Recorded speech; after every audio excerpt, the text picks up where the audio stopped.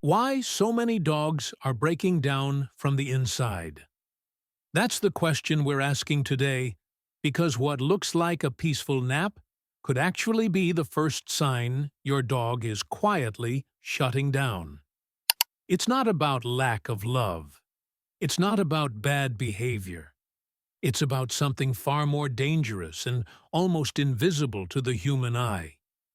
You might see your dog lying still all day and think, he's calm, he's well behaved. But behind that silence, something heartbreaking could be happening.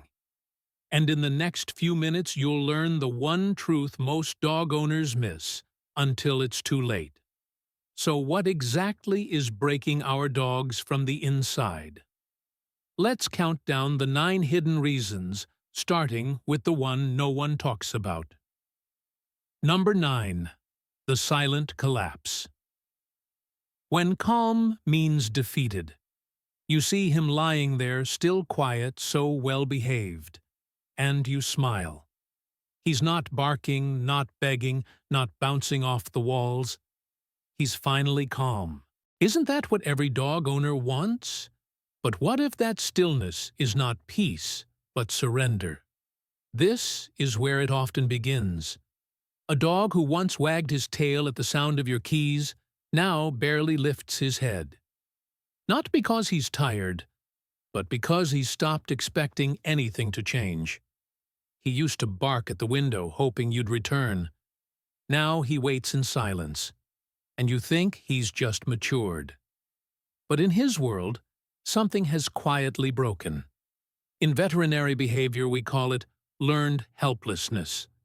A dog who cries, barks, paws, tries to be heard, and is ignored or punished eventually shuts down. He learns that nothing he does makes a difference, so he stops trying. Not because he's obedient, because he's given up. Have you ever confused quiet with happy? This kind of collapse doesn't happen overnight. It builds in layers, missed walks, ignored whines, no time to sniff, no moments of joy.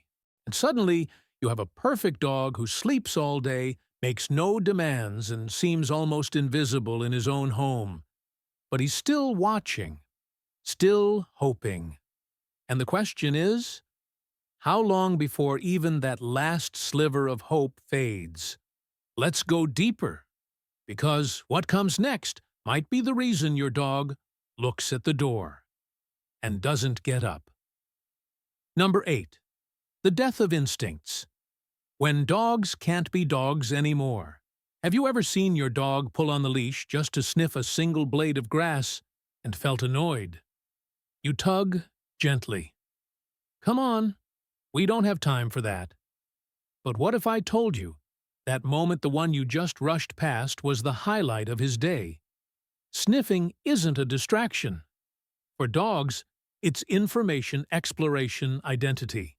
It's how they read the news, find meaning, feel alive. And yet every day, countless dogs are yanked away from the one thing that connects them to the world. Walk faster. No, don't sniff that. We're late. They obey, but the cost is invisible. Inside, frustration builds. And here's the thing, dogs don't just want to sniff. They want to greet, play chase, protect. But in our neat little world of rules and schedules, we tell them again and again, not now. So they sit and wait and slowly forget what it means to be a dog. Imagine waking up each day in a foreign country where no one speaks your language. You're not allowed to explore, and every instinct you have is shut down. Wouldn't you shut down too? This isn't about letting dogs run wild. It's about letting them feel real. Because when instinct dies, spirit follows. And if your dog could speak, he might whisper, "Do you remember who I used to be?" Let's keep going, because the next reason might make you rethink every walk you've ever taken. Number 7. 10 hours alone. 30 minutes of life. The cruel balance. Every morning, the same ritual unfolds. The alarm buzzes, coffee brews, shoes on keys jangling. And there he is, your dog, watching it all, tail thumping once, maybe twice. You let him out to pee, give a quick pat, and then, click. The door shuts. Silence returns. And he waits. He waits for hours. 6, 8, sometimes 10. Alone. No sounds, no smells, no one to follow, no one to greet. The world is happening out there, and he's stuck in a box of stillness. You might think, but I come home. I walk him. I give him love. Yes, you do. But imagine living for a single 30-minute stretch of attention after an entire day of nothingness. Would that be enough for you? We call dogs companions, but what kind of companionship is this? Think about it, 10 hours of nothing, followed by a rushed walk around the same block, the same route, the same smells. And just when he starts to get excited, your phone buzzes, your stomach growls, and you say, "Come on, let's go back." What kind of life is that? This isn't neglect out of cruelty. It's routine. But routine can numb, and numbness can break. He doesn't need more treats. He needs more time. And if you've ever wondered why your dog greets you like it's been years, maybe to him it feels like it has. But that greeting, it's just the beginning. The next reason, it's even closer to home. Number 6, emotional contagion. Your stress is infecting your dog. You walk in the door, keys drop, shoulders tight, phone buzzing, mind spinning. You barely notice him at first, but he noticed you the second you stepped in. Dogs don't just read our voice. They read our vibe. Your dog doesn't need words to know when you're not okay. He watches your hands, your pace, your breath. He senses your energy before you say a single word. And if your world is filled with anxiety, guess what? So is his. Science backs this up. Studies show dogs can smell changes in human cortisol, the stress hormone, and it actually alters their own emotional state. So while you're silently worrying about bills traffic or that message you haven't answered, your dog is soaking in that storm like a sponge. You think he's fine because he's quiet. But have you ever wondered why he sighs so much? Why he licks his paws even when nothing itches? Why he seems to follow you from room to room but doesn't play?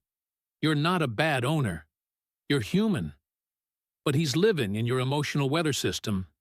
And sometimes the clouds never lift. What if your dog isn't reacting to the world outside? But to the one you bring home with you, he doesn't need you to be perfect. He just needs your peace. And if that hits you somewhere deep, that's okay. Because the next reason is one no one talks about, but every dog feels. Number 5, biochemical breakdown. When stress eats from the inside out, you can't see it, you can't hear it. But inside your dog's body, something may already be unraveling. It starts small like a wire slowly fraying behind a wall. No sparks, no fire, just wear. Chronic stress doesn't just affect mood. It rewires the body. When your dog lives in a state of constant low-grade tension, boredom, loneliness, overstimulation, underconnection, his system adapts. But not in a good way.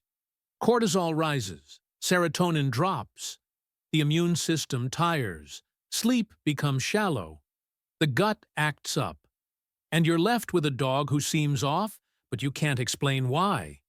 You go to the vet. Maybe they say it's allergies, maybe digestive, maybe behavioral. But what if it's emotional erosion manifesting through the body? You wouldn't be the first. Research shows long-term stress in dogs can lead to inflammation, skin problems, lowered immunity, even early aging. It's not that their bodies are weak, it's that their lives have become quietly heavy. Have you ever thought your dog was just getting old when, in fact, he's just tired of trying? This breakdown doesn't scream. It whispers in paw licking, in pacing, in sudden fatigue. And unless we notice the whispers, we miss the warning. But here's the hardest part. Even the strongest dogs can only hold it in for so long. And the next reason we'll explore, it's the mask so many good dogs wear until it cracks. Number 4, the illusion of the good dog. When obedience hides despair. He's such a good boy, so quiet, so easy. You've probably said it with pride, or heard someone else say it. A dog that doesn't bark, doesn't beg, doesn't cause trouble is often praised. But what if that silence isn't good behavior, but quiet surrender? Some dogs learn that asking doesn't work, that whining gets ignored, that barking leads to scolding. So they stop. Not because they feel safe, but because they've stopped believing anyone is listening. What looks like obedience might be resignation in disguise. Have you ever looked into your dog's eyes and felt they were somewhere else, distant, withdrawn, like a light dimmed behind the glass? That's not calm. That's coping. We reward dogs for being low maintenance. But deep down, many of them are simply low hope. They've adapted to being invisible, to taking up less space, to not being a burden. And we call it good manners. But here's the thing. Real trust, real happiness doesn't make a dog quiet. It makes him expressive, playful, curious, vocal, alive. When your dog stops asking for things, it might not be because he's finally content. It might be because he's finally given up trying. And if that hits you, if it makes you glance over at the dog lying silently nearby, you're not alone. Because next, we'll talk about what happens when even hope feels like too much to hold. Number 3, social isolation. What loneliness does to a pack animal. Imagine being born to live in a pack surrounded by scent, sound shared movement, and then spending most of your life in silence, alone, behind walls, behind doors. That's not just inconvenient for a dog. It's unnatural. It's unbearable. Dogs are social by design, not just for affection, but for orientation security meaning. In the wild, separation meant danger. In the home, it means waiting. Waiting by the window. Waiting by the door. Waiting for life to start again. And when that waiting becomes routine, loneliness sets in, not loud or dramatic, but dull and heavy, like fog in the bones. Some dogs bark, howl, shred furniture. Others just go quiet. And which do we praise? Have you ever said he's used to being alone? But ask yourself this. Should he be a dog lying alone for hours? Isn't adapting. He's enduring. And every day he's left to his own devices, a little piece of connection fades. Until being alone feels safer than being hopeful. And then one day you come home, and he doesn't run to the door. That's not because he loves you less. It's because he's stopped believing this pattern will ever change. Dogs can survive alone, but they don't thrive alone. And the next reason we're diving into, it's hidden in plain sight inside the rhythm of every morning. One you probably lived out today. Number 2, the morning routine that slowly breaks the dog. It begins the same way every day. You wake up. The house stirs, lights on, coffee brewing. You're moving through the motions. And he's watching tail-wagging eyes, hopeful, tracking your every step, like a child waiting for a promise to be kept. But the promise never comes. Maybe he gets a quick trip outside, maybe a rushed go potty and a biscuit dropped on the floor. Then shoes, bag, keys. And before he can even process what's happening, the door clicks shut. Silence. To you, it's just another morning. To him, it's the beginning of another exile. Dogs don't know what work hours are. They don't understand "I'll be back soon." All they feel is presence and absence. And when that goodbye repeats every single day, it becomes a wound carved in routine. Have you ever stopped to notice the shift in his energy as you get ready to leave? That glance toward the leash he knows won't move. The tail wag that slows. The body that starts to curl into itself before the door even shuts. We think dogs get used to it. But adaptation isn't always healing. Sometimes it's just resignation disguised as routine. And the saddest part, you might not even notice the moment he stops believing mornings will ever feel different. But the last reason, it's the most overlooked of all, and the one that may have started this entire unraveling from the inside. Number 1. Why no one notices. Until it's too late. It doesn't come with a scream. There's no dramatic collapse. No one wakes up to a dog crying out for help. Because when dogs break on the inside, they often do it the way they've learned to live quietly. You see, most people don't miss the signs because they don't care. They miss them because they've been told these signs are normal. A dog that sleeps all day, he's calm. One that doesn't demand attention, she's easy. One that doesn't bark, push, pull, or beg, perfect. But perfect to us can mean numb to them. Have you ever mistaken silence for satisfaction? By the time most owners realize something's wrong, the damage has been done. Not because they failed, but because no one ever told them how complex a dog's emotional world really is.